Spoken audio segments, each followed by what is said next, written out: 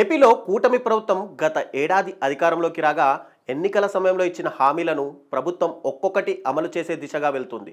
హామీ ఇచ్చిన ప్రతి పథకానికి ఆలోచించి ఆచితూచి వ్యవహరిస్తున్న కూటమి ప్రభుత్వం మాజీ సీఎం జగన్ అప్పులు చేశారని, ఆర్థిక పరిస్థితి బాగాలేదని ఒక్కో హామీని నెరవేరుస్తామని చెప్తోంది. అయితే ఏపీలో తాజాగా పథకాల అమలు విషయంపై సీఎం చంద్రబాబు చేతులెత్తేశారు.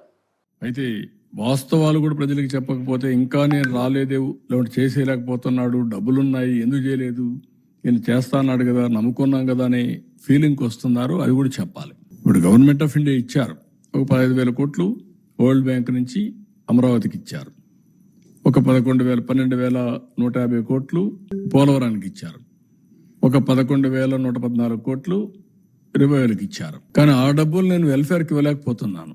కనీసం అక్కడ పెడితే రివైవ్ అయితే, డెవలప్మెంట్ అయితే నాకు ఆదాయం పెరుగుతుంది, ఆదాయం పెరిగితే ఇస్తాం.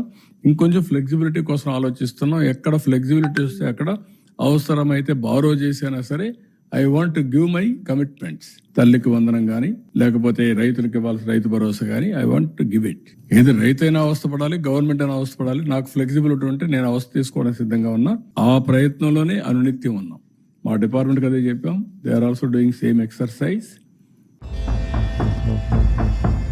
నీతి ఆయోగ్ రిపోర్టుపై తాజాగా చంద్రబాబు మీడియా సమావేశం నిర్వహించారు. ఈ సందర్భంగా ఆయన మాట్లాడుతూ ఏపీ ఆర్థిక పరిస్థితి బాగాలేదని, బీహార్ కంటే దిగజారిందని కీలక ప్రకటన చేశారు. కేంద్రం విశాఖ ఉక్కు, అమరావతి, పోలవరం కోసం నిధులు ఇచ్చిందని, వీటిని వేరే వాటికి మళ్లించలేమని చంద్రబాబు వెల్లడించారు.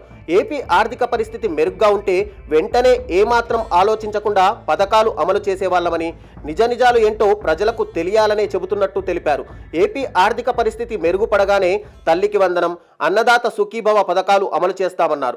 నాయకుల అసమర్థత వల్లనే రాష్ట్ర ప్రభుత్వం ఆర్థిక సమస్యలను ఎదుర్కొంటోందని, రాష్ట్ర ప్రభుత్వం ఆర్థిక సమస్యల బారిన పడితే ఎక్కువగా సమస్యలు ఎదుర్కొనేది ప్రజలే అని చంద్రబాబు వెల్లడించారు. రాష్ట్ర ఆర్థిక పరిస్థితి బాగోలేదని అప్పులు చేస్తే మళ్లీ వాటిని అప్పులు తీర్చడానికి అప్పులు చేయాల్సి వస్తుందన్నారు. ప్రస్తుతం అప్పులు చేస్తే తిరిగి చెల్లించే స్థితిలో రాష్ట్ర ప్రభుత్వం లేదని, మళ్లీ ఏపీ ఇబ్బందుల్లో ఇరుక్కుంటుందన్నారు. తెచ్చిన అప్పులను చిల్లరగా వాడేస్తే రాష్ట్ర ఆదాయం పెరగదని అన్నారు. గత ప్రభుత్వం చేసిన అప్పులను తీర్చాలంటే ప్రస్తుతం కష్టంగా ఉందని, గత సర్కారు వల్ల రాష్ట్రానికి ఊహించని నష్టం జరిగిందని చంద్రబాబు అన్నారు.